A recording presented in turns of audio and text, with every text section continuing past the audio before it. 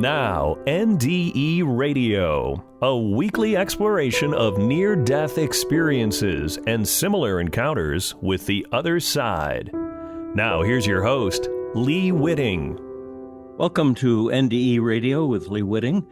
Whether you're listening on TalkZone, by podcast, through the archives of our ad-free shows on our YouTube channel, or connected through the incredible content of our Facebook page. Some listeners recently requested to have NDEers from Eastern faiths on the show, and it reminded me of this interesting discussion I'd had with NDEer Rajiv Parti, MD, who grew up in the Hindu faith in India before moving to the United States. After Dr. Partis described his experience, I asked several questions about the hell he experienced in light of his understanding of karma, and concerning the multiple past lives he also witnessed during his life review. On Christmas Eve 2010, Dr. Parti, chief anesthesiologist at Bakersfield Heart Hospital, developed a dangerous blood infection that spiked his temperature to 105 degrees, nearly killing him. During surgery, Dr. Parti had an NDE which included a life review of this life and previous lives, in keeping with his understanding of karma. He saw no Hindu deities, but was counseled by angels Michael and Raphael. The impact of Dr. Parti's NDE led him to alter his karma by making profound changes in both his family life and in his medical practice. As a world-leading specialist in pain management, Dr. Parti resolved to be more caring and compassionate with his patients. He believes he was given his life back specifically so that he could help others suffering from chronic pain, addiction, and depression. The insights gained from his NDE propelled him to start writing, coaching, and offering seminars on spiritual wellness. He is author of a book based on his NDE titled Dying to Wake Up. Dr. Parti, welcome to NDE Radio. Yeah, I'm very glad to be here, Lee. Doctor, could you please describe your near-death experience for the audience? Yeah, as you mentioned, I had prostate cancer surgery in August of 2008, and that left me impotent. And now 2 years had passed and it was not improving, so I'll be in short. The UCLA doctors implanted a device in me in December 2010, so I can have body control. And then it became infected. Became severe infection going into the blood.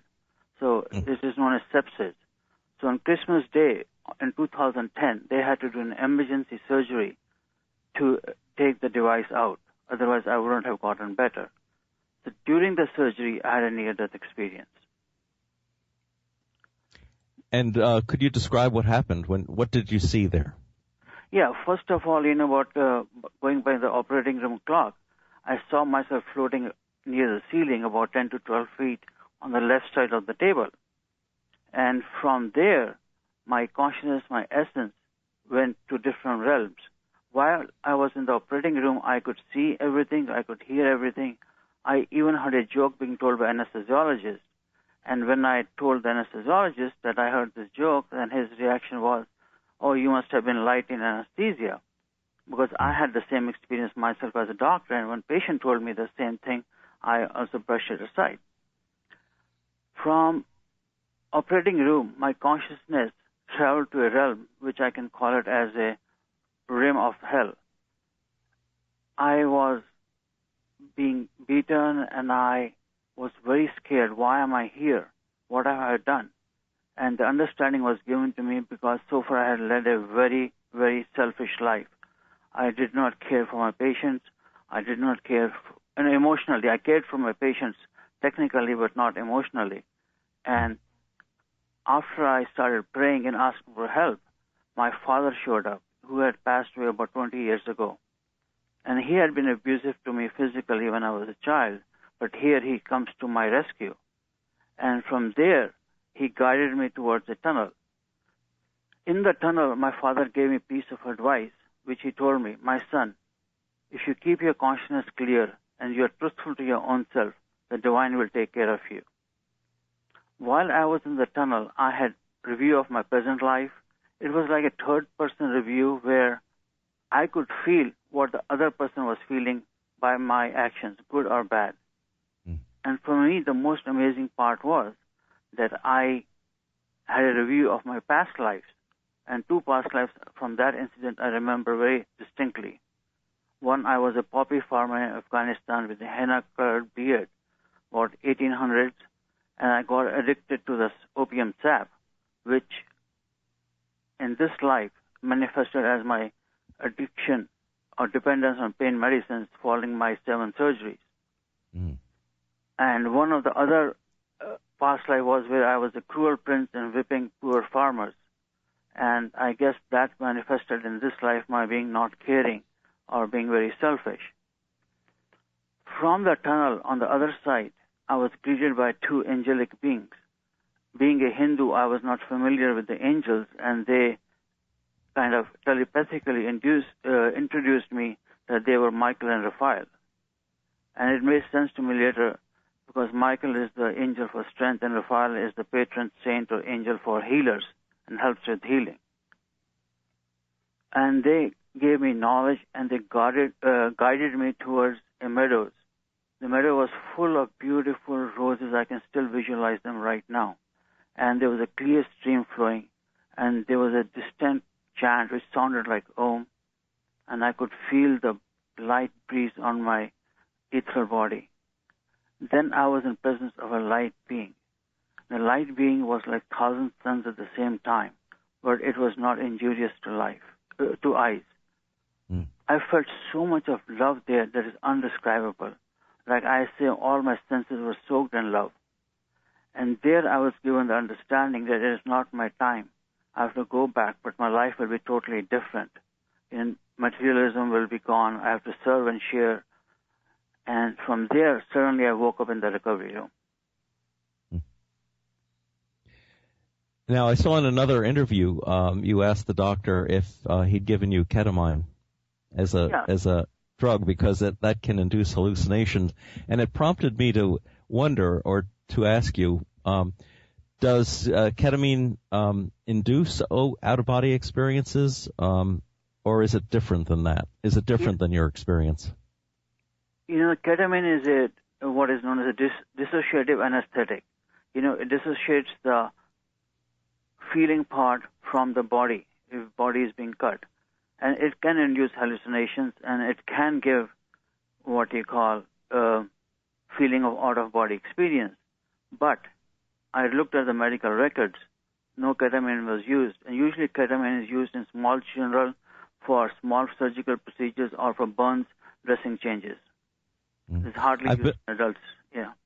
I've been told that the reason they don't like to use it with human beings, even though veterinarians use it, is that they don't like the hallucination reports that come back afterwards, that it disturbs the doctors, and so they'd rather use something else, even though ketamine's a perfectly acceptable anesthesia in other ways. Yeah, it's very true, but like ketamine's hallucination effects can be blunted by using benzodiazepines, and what I mean by benzodiazepines are something like Valium. People are familiar with Valium, giving IV Valium that blunts the hallucinatory part. Now, to jump to a completely different subject, you believe in karma, as I understand it. I was born and raised as a Hindu, so yeah. Yes. Do you think that because you did have this vision of heaven, that karma, even though at that time you felt your karma was not worthy of heaven, perhaps, do you think that that there's something that bypasses karma, that salvation is or heaven is available to people despite how they've lived their lives? I think it's available to everyone, because what I did was I prayed and I was repentant kind of, and I was getting filled with love for my patients and my family and friends. So love, prayer can help overcome any karma, because the divine is is forgiving. Yes. So do you feel that because the report of hell is generally not mentioned, it happens in maybe 1/10 of the cases of near-death experience reports. you think that it's was specifically aimed at you because of your understanding of karma, or was it just a? I mean, how do you explain it? I think like we all have to face consequences of our actions.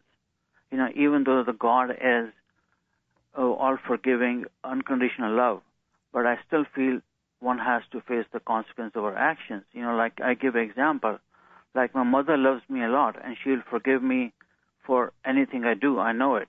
But if I commit a murder, I still have to face the consequences in the legal system. Yes. Similarly, I think my relationship with the divine is in that way, is totally forgiving, is unconditional.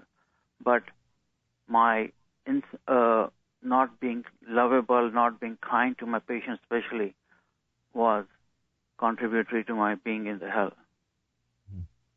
Do you think that's a self-imposed punishment, or is it something that comes from the divine? I think it's kind of self-imposed. Like laws of nature or whatever you want to call it. Mm-hmm. And when you had your life review, did you feel that that initial view of hell or of punishment was warranted, was justified? Yeah, it was justified to some extent. I'll give you an example. I had a big pain management practice too, and one about 70-year-old lady came to me for her arthritic pain, and she wanted to talk to me because her husband was dying of cancer, but I wanted to go and see the next patient, and I just wrote the prescription and walked away, and all she needed was some love and care. And now I realize love, care also helps in healing. So these things this is just one of the examples. As I work as a chaplain at a hospital in Maine, I think you were not alone in that. I think many, many doctors behave just that way. Yep. Was that one reason that you decided to give up your practice as the chief of anesthesiology? I loved my job as anesthesiologist. I was the chief of anesthesia. Though I was not kind to my patients, but technically I was very good. And 90% of the job, or 99% of the job of anesthesiologist is to be technically very good. But after my NDE, I did not feel at home giving anesthesia, and as I was told to be more a healer rather than being a technical physician, I made the switch. And do you think that this will change your karma, the way you're living your life now? Yeah, definitely. Because I'm kind and I'm caring. Yeah. Yes. Tell us how your life did change and what you're doing now. My life changed in every aspect, whether it was professional or it was personal. In personal, I'll give you an example. I used to live in an 11,000 square foot house on a golf course. And I sold that house and moved to a moderate size house. And I even used to have a Hummer and a sports car. And now I have a Toyota Camry hybrid. So I kid with my friends. My life literally and figuratively went from Hummer to hybrid. And, yeah. That's funny. Yeah. So, and my relationship with my boys changed. I have a daughter too, but I never had problem with my daughter. And my father was abusive to me, physically including. I was not physically abusive to my boys, but I was verbally abusive to them. And that totally changed. I became more of a friend and more caring. I'll give you an example. My son failed his medical school exam for the second time. Normally, I would have been very angry.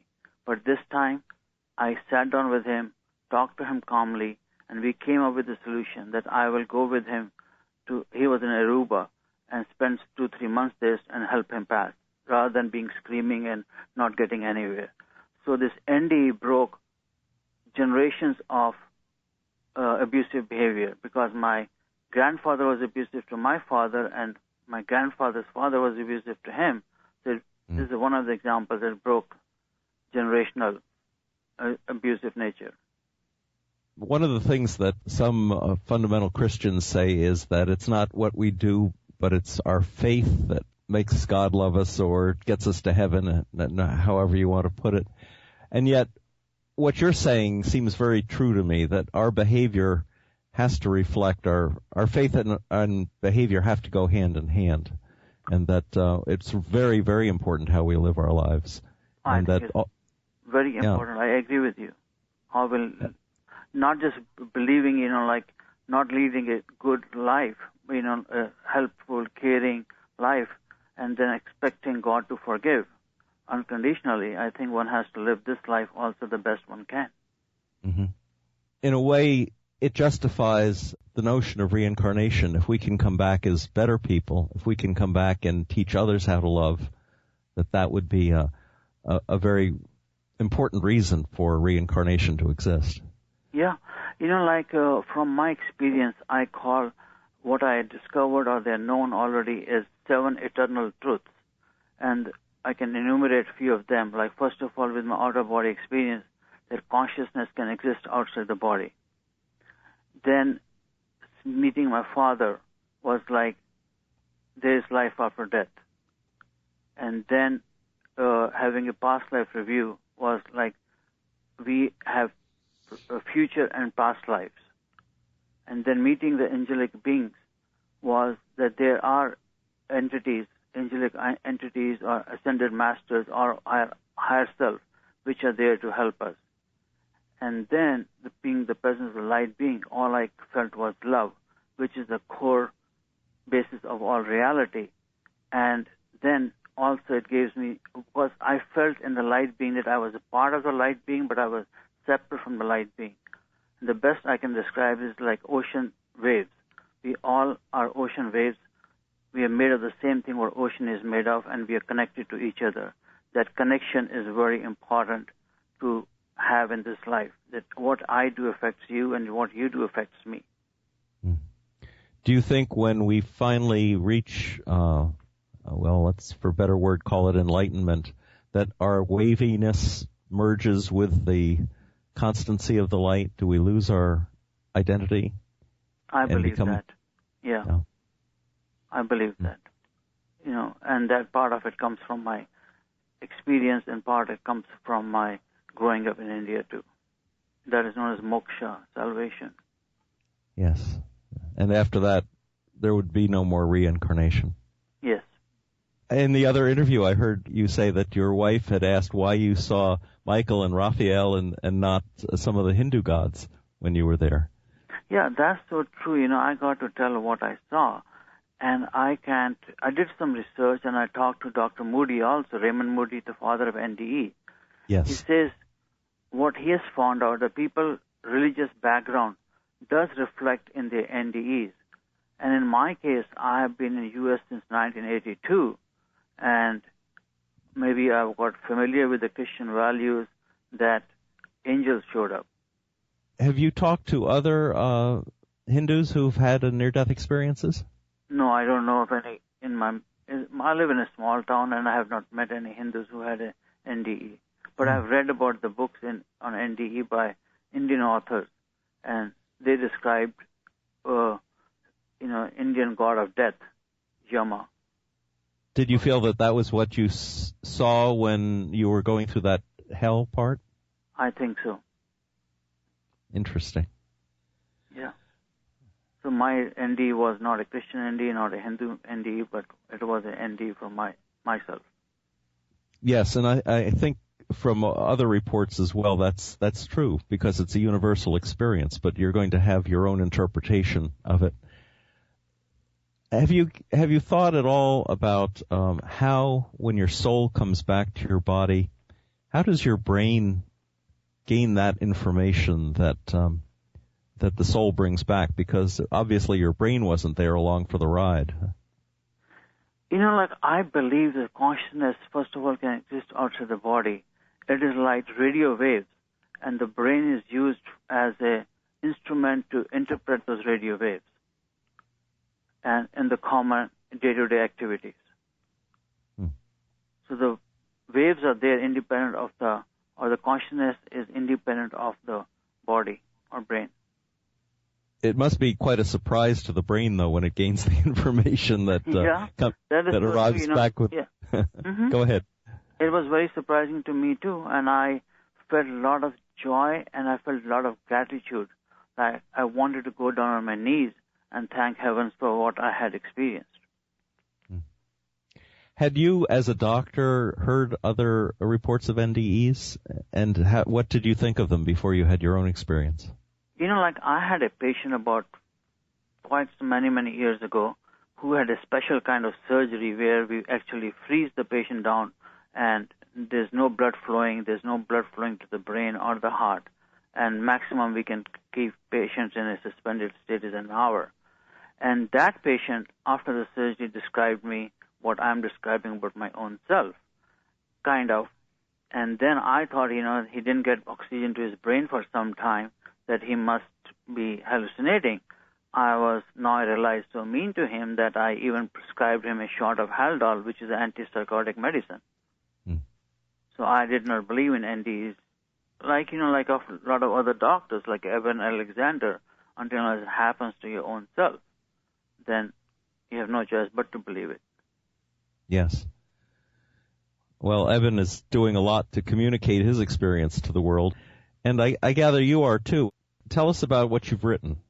I have written, I'm writing one book right now, Dying to Wake Up. But what I have written a book right now is Soul of Wellness. In that, I describe the wellness at 4 levels: physical, mental, social, and spiritual. And I emphasize spiritual wellness. And it's based on 12 principles, practice of love, practice of compassion, then taking care of our stress, and then finding a purpose, and being connected to the spirit. So there are about 12 principles. And that's my first book on spiritual wellness. And the second one is totally about my NDE. And what I learned from my NDE, like I got a mantra which I repeated and try to practice, which is forgive, love, and heal. And this forgiveness and love starts with our own self, because that is the hardest thing to do, to love your own self and to forgive your own self for something you may have done. Do you find yourself going back to your NDE, in your memory, in your mind's eye? Yeah, I relive it. And actually I do a workshop also on Wake Up Now Inc., where I believe one does not need to have an NDE to transform. The transformation is available to us right now with prayer and deep meditation. And I take audience on an NDE-like trip, like what I described, my NDE, like I take them through visualization, not through the hell, talking about love, joy, and so that when they are back to the room, they feel that bliss and they discover their own mantra. Besides your books, you must be trying to reach out in other ways as well. Yeah, other ways is, one-to-one personal coaching. I never become their physician, but as a healer, that especially addiction is very much what I call a disease of the soul, because one loses connection with our own true being, and one is trying to fulfill that void by using substances. And if one develops connection to the divine, that need for outside substances disappears. And even if one looks at the famous 12 steps, one of the steps is surrendering to the divine, that I give up, I cannot do it on my own. Spiritual transformative experience is what helps people overcome addictions. Yes. I think it's so interesting that you saw a former life in which you were an opium grower and a consumer, to have remembered that, and then in this life to become an anesthesiologist. It seems like such a clear picture of how our former lives relate to our current life. I agree, they do relate, but things can be broken, that nature which is continuing can be broken, by love and prayer and meditation. The problem is, of course, to get people to recognize that what they can gain from love and prayer and and meditation. And I find as a chaplain that when I tell people about NDEs and related stories of out-of-body experience, how interested they are in that. Even atheists, even people who've got no religious background at all, find these stories fascinating and sometimes moving. Yeah, very moving and very transformative. You know, like people who didn't have an NDE and those who still attend the NDE workshops or come to the conferences, they get transformed too just by hearing to the different stories.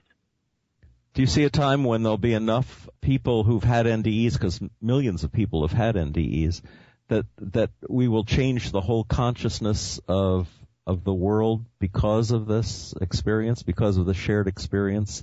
Yeah, we are slowly reaching a critical mass and people are not anymore scared. As you mentioned, one of the things is like, as a physician, I was scared to talk to my friends what they will ridicule me or make fun of me. But Dr. Alexander is spreading the word and is taking the lead. So a lot of other people will come out with their NDEs, which they have suppressed or, in some corner of their brain. And do you see any way we can accelerate it, because the world right now is in such bad shape? I think so we can, by practice of love. For me, the main message was practice of love. And by practicing love among ourselves, then at the national level, starts at the lower level, individual level, and then a lot of the problems can be solved. If people wanted to find out more about you and your writing and so forth, how could they get in touch with you, or do you have a website?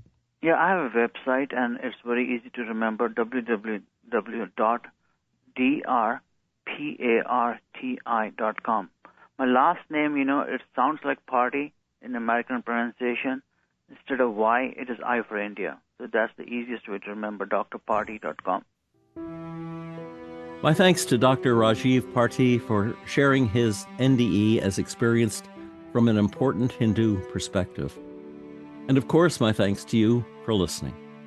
If you'd like to hear this show again, or any of our more than 500 archived ad-free NDE interviews, go to TalkZone's NDE Radio site and hit the Past Shows button, or go to our YouTube channel, NDE Radio with Lee Witting, where you can subscribe to and comment on the complete NDE Radio library. And be sure to check out our NDE Radio Facebook page. Just search NDE Radio with Lee Witting on your Facebook app.